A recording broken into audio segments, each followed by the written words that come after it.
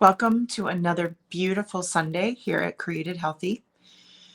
Last Sunday, I talked about sourdough and the flight of the the flight of the Israelites out of Egypt, and the possibility that maybe God and his instructions on unleavened bread were partly to send the Egyptians, or I just want to call them Egyptians, were partly to send the Israelites away from Egypt with nothing culturally remaining from Egypt. And I promised that I would talk more about why we leaven bread in the first place, besides the fact that we like bread products that rise and are fluffy. We also are doing a natural leavening, is a sourdough process that is changing the grain itself and souring it with a culture. And so to explain this, I really need to explain the seed and the design of the seed, the amazing design of the seed. So I am holding up, I planted peas today. And so I have a packet of peas. I don't have grain to show you, but anybody who doesn't know what a pea seed looks like, it looks like a pea that's been shrunken and become wrinkled, and it's still a little bit green. Uh, but that is a pea seed. This has everything in it that is needed to give the information that the plant needs to become a pea plant.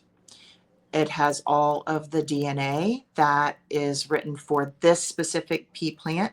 The DNA has been born of crossing the mother plant and the father plant together. It retains its pea-ness, but it changes with if we cross one type, maybe a sugar snap pea with more hard pod pea, or two peas that ripen at different times of the year. We can change what this new baby pea, what kind of information it has inside of it. The beautiful design of the seed, though, is that it is capable of survival. Everything that God designed for nature, everything that is life, has the desire to live. It has the desire to procreate and have more of itself on the planet. It wants, this pea plant wants to make sure that its genetic information stays on the planet.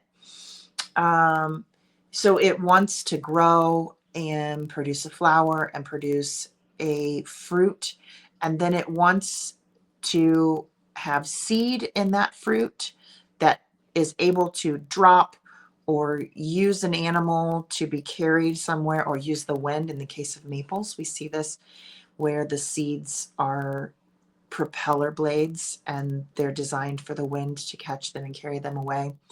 We have seed strategies for survival in like the Velcro of burdock, where it latches onto the fur or your sweatpants of an animal as something passes by, and it gets carried to a new area where it doesn't have to compete with the parent. Those are strategies for survival.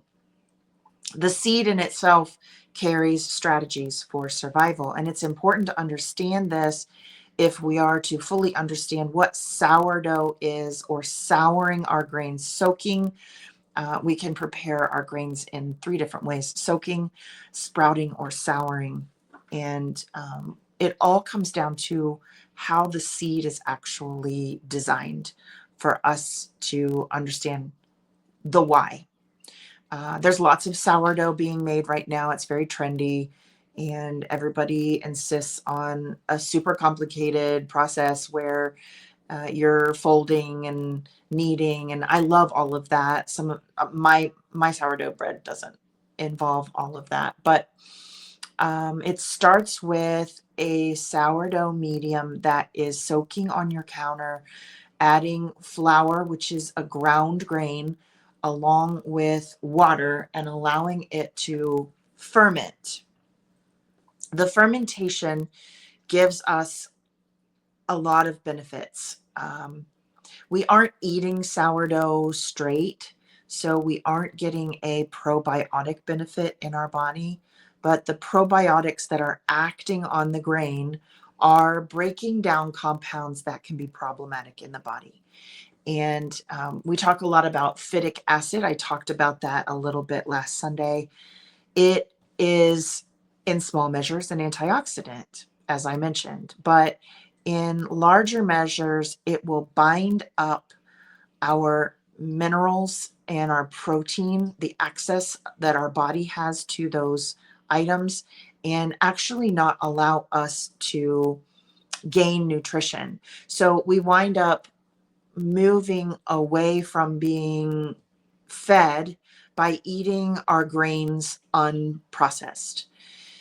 So again, a small measure of grains unprocessed, not a problem, but eating any seed in its seed, unaltered seed form is going to cause a problem because of a defense mechanism that this seed has been given as part of its design. If the pea plant or the maple plant or the wheat plant drops a seed down into snow, let's say, in my area of the world, I live in a temperate area, so I have to worry about seeds dropping and it not being a hospitable time for that seed to germinate. And there are defense mechanisms to protect. A seed needs to drop, and the hospitable environment would be warm and moist and slightly acidic to break open what's called the seed coat. Every seed has a seed coat. And in that seed coat, we have nutrition, we have anti-nutrients. So phytic acid would be an anti-nutrient. We have the defense mechanism of the seed. It's the guard. It is preventing moisture from getting in at the wrong time. It is preventing the seed coat is a barrier, and it doesn't break down just for anything. So if this seed plant were a perennial, which it's not, but if it were to drop and the seed was to wait until next year when conditions are right, then this plant could sprout and I could have a new pea plant. But if it were to drop in the winter and sprout, the cold would kill off this baby plant. And that's not the goal of the plant. The plant isn't just, I'm going to drop seeds and they're going to sprout willy-nilly and it doesn't matter whether they survive or not. The strategy is, I'm going to drop this seed and it's going to have its best chance at survival. So that seed coat is what we are breaking down when we are soaking, sprouting, or souring. We want to deactivate the anti-nutrients in the seed coat so that it opens up and becomes all that it can be.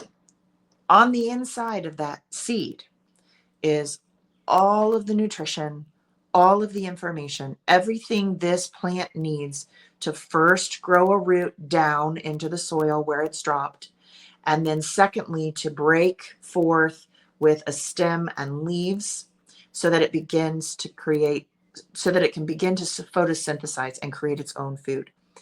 The nutrition that's inside each seed is just enough to put down the root and put out the first leaves.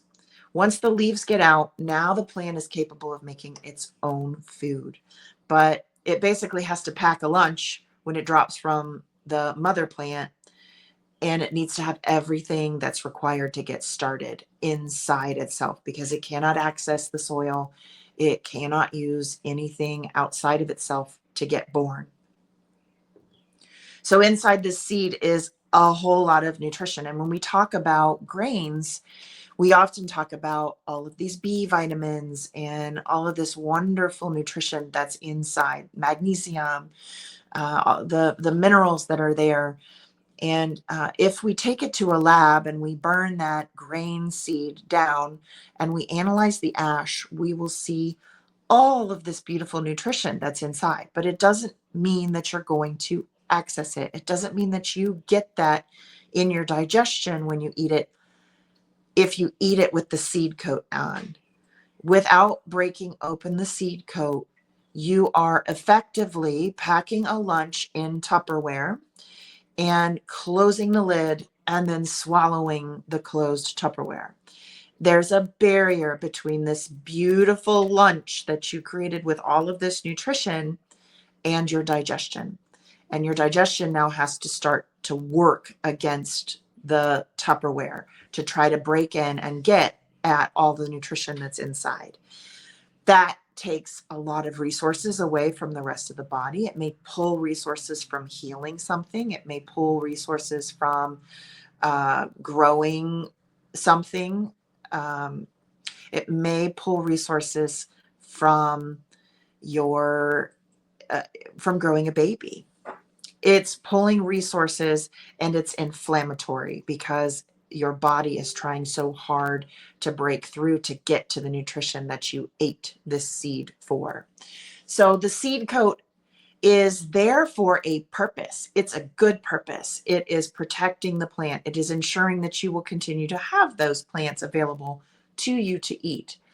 But you have to understand that that plant has a directive just like you do. And you have to understand that you must prepare the food in a way that doesn't tangle you up in its defense mechanisms. We see this with microgreens too, where people just mow down microgreens all the time. And those baby plants have a defense mechanism as well, very high in anti-nutrients that are preventing grazers from overgrazing. And you can create inflammation and lose nutrition and cause overall problems trying to be healthy. So whole grains are very good, but we must understand that everything on the planet was designed with a directive and a purpose. God very cleverly designed those seeds to survive. And so that's why we soak, sour, or sprout our grains. It's why we need to do that with our nuts and our beans and anything that's a seed, because it is protected with this beautiful design. And we just need to take a little bit of time and prepare it properly so that we can access what's really inside of it that benefits our design. So, God is, the more we look at this kind of stuff, the more you should become convinced that God is very, very, very clever, and how impressed and how much in awe we should be every day.